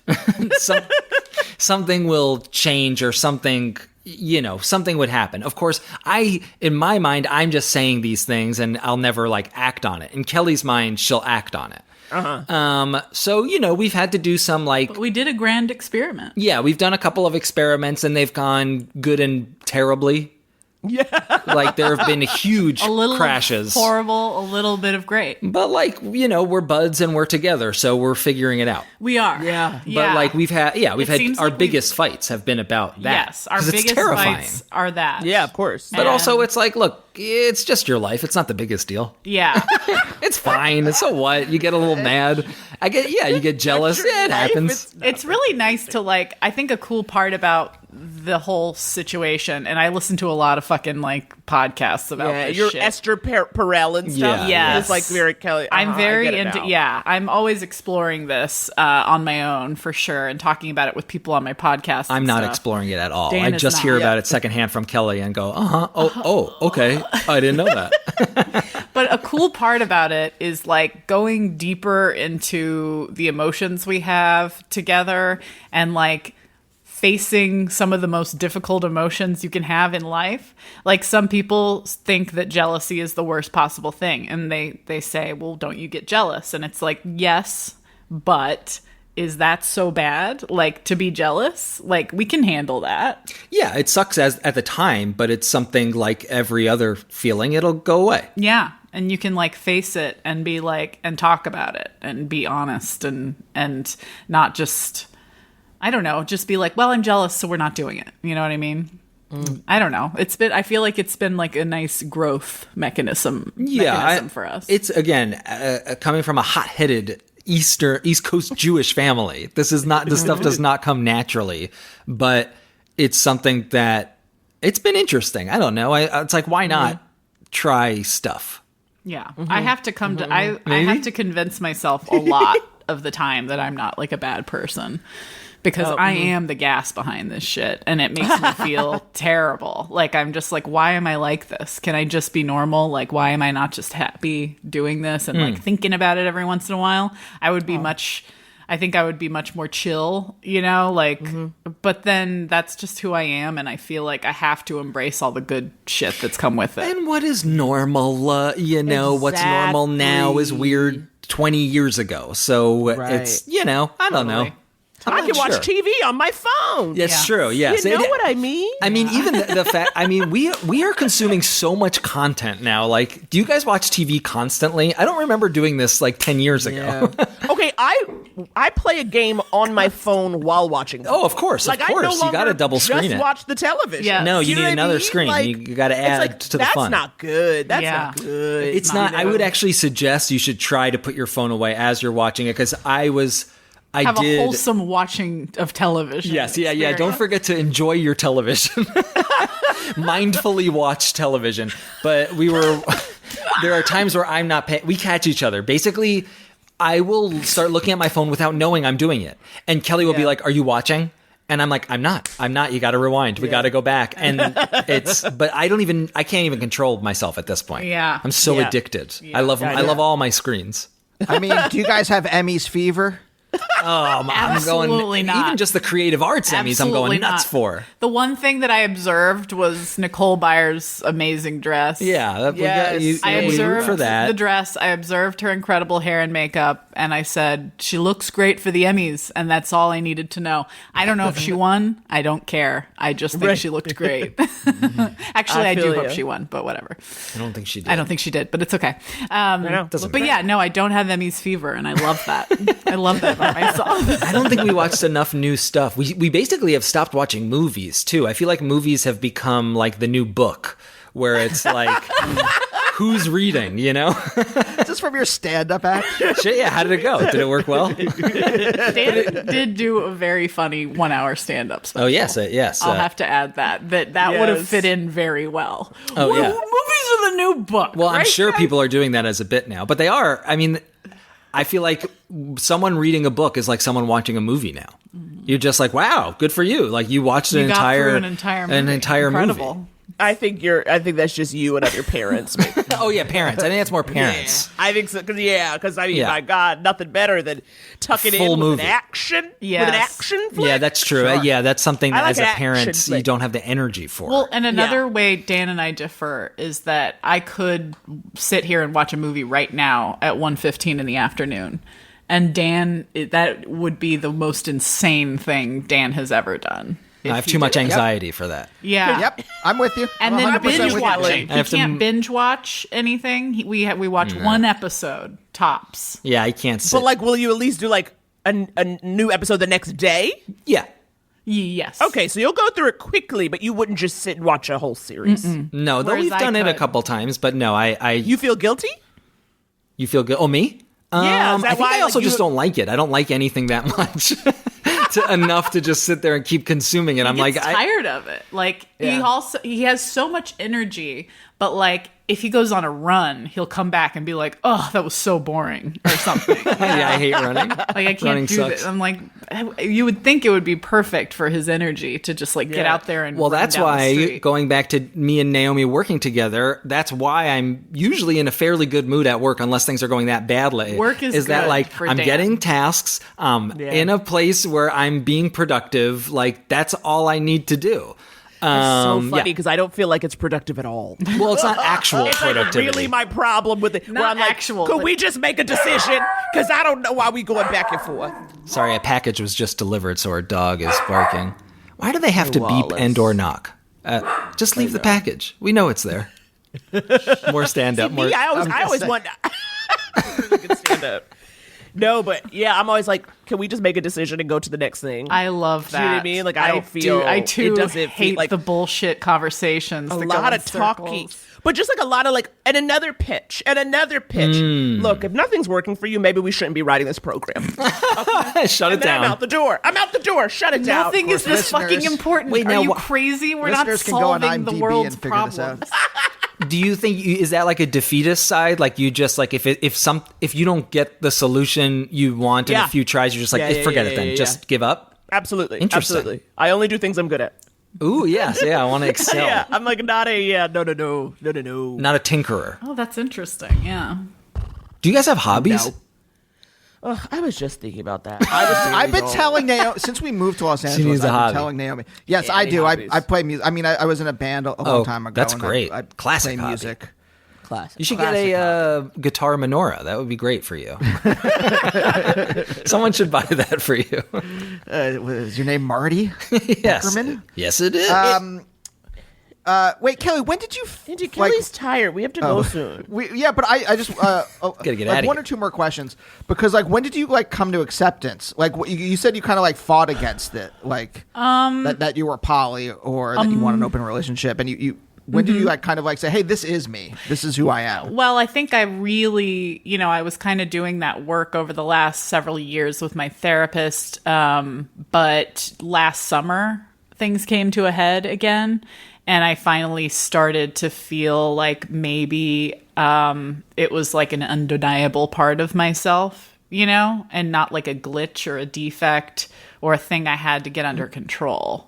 It was like, okay, this is part of me and we're going to keep talking about it and like make it okay to talk about it. So, and then part of the podcast that I started last year, it used to be called The Squirt, by the way. But now it's called, see, that's why I changed the name. That's why I changed the name. You have to realize Naomi is sex negative and I'm sex neutral. Yeah, so. yeah, yeah. That's why I okay. have that response. My podcast is very sex pause. It's called What Are You Into? And that has been like very big for me as far as like getting over the shame and being vulnerable about who I really am as a bisexual, poly-leaning mom who is 38. It should be noted that on our podcast together, that when we had a show, my nickname was the Eunuch Jester because that was my. We determined that was like my flirtation style as like a child was like. It was just so harmless and so unsexual. Fun, non-threatening. Non-threatening. Yeah. You're just laughing at me and my inability to procreate. And that is, my therapist points out, like, that's why I picked him. Like, I needed that. The support of a eunuch. Yes. Yeah. So I was also, I am, wrestling, grappling with the sex positivity and that sort. That's all new to me. And I guess to Kelly too. It is new. Yeah, it's new to me too. Because I spent high school getting real rowdy, getting real slutty, then getting trampled by society, and then being like, okay, that's not good. I can't do that. Like, I can't be sexually expressive because all my girlfriends will turn on me and all the dudes will pounce on me. So I like turned it around big time and repressed for a while. So I'm kind of trying to embrace my slut side that I know is there, that just wasn't allowed to be there for a while. I do think also the comedy community is fairly sex negative in general. Like, I think I think so. Yeah. Like, because again, that's like the vibe I got, for going sure. back to the freak side of people's personalities are on stage, then you go to their home life. And I think a lot of people crave that stability of just like very normal, tasteful, modest homes and home life. But, I think from the outsider's perspective, it would almost seem like, look how crazy these people are on stage. They must be the most insane polyamorous. They must be having orgies every day. And it's like, no way. No way. These people go inside and don't want to do anything. Hate everything, hate everybody. See, I thought of it as a very horny place. Everyone was like, maybe like a little bit of band camp. But like heteronormative. Heteronormative, yeah. Yeah, like we could definitely make out outside. I could definitely like pressure you into sex. Of course, that's all cool. But like as far as anyone being expressive or getting pleasure or fulfillment out of any of this, like that was never part of it. And that was never part of it in any experience I've had until recently. That's like a new priority for me. Did you have another question, Aaron? That's fun. Yeah, it is fun. I'm like, all right. It works for you. I'm like, sure. Andrew. What? No, I was just curious about like when. No, I feel my curiosity has been satisfied. Yeah. His curiosity has been satisfied. Sex neutral curiosity. Love it. Yeah, exactly. Me and Well, no, it was more of like an existential question. Right. Like when did you like come into your own? Yeah. Like I feel might not. That maybe has not happened yet. Yeah, maybe not fully. Like, I feel like I had a really crazy mushroom trip the year after I had a kid that was really big for me. And I feel like it's just been one thing after the other of being like, oh, wow, another layer. So that's exciting. Another layer? Another of this layer. crazy onion we call life. Yes. That's Until a good next one. time. Thank you for listening. That's how you wrap up every show. Another layer has been peeled back to the crazy onion of life. Wow. This is a whole new side of you guys that I never knew. So, Here we are. Are you so happy, Andy? yeah. I know you are. I feel like He I've had gotten so many past, questions. I've gotten past the anxiety that I felt. All right. That's so good, Andrew. And what about you guys? You came in with no anxiety. You're leaving with no anxiety? Tons. I can't wait to get back to it. I miss it. Dan came in with anxiety. Yeah, I was like, I'm nervous to do this. I think, but for me, it's more just doing anything is hard. A podcast, talking to people. I feel like I don't talk to people anymore. Since COVID and being a dad, I mostly talk to a child and a dog. Yeah. And to a wife. Yeah. My wife. Yeah. But I'm not like talking to people anymore. Dan was anxious. I think he probably feels better now. And then he'll I go feel back great. to being anxious after this. Yeah, what am I going to do with my life Yeah. after this? I get it. Yeah. I get it. What do I do? What do I do? Yeah. What do I do? And that is our episode. Yes, what do I do? Think about it. We'll see you all next time.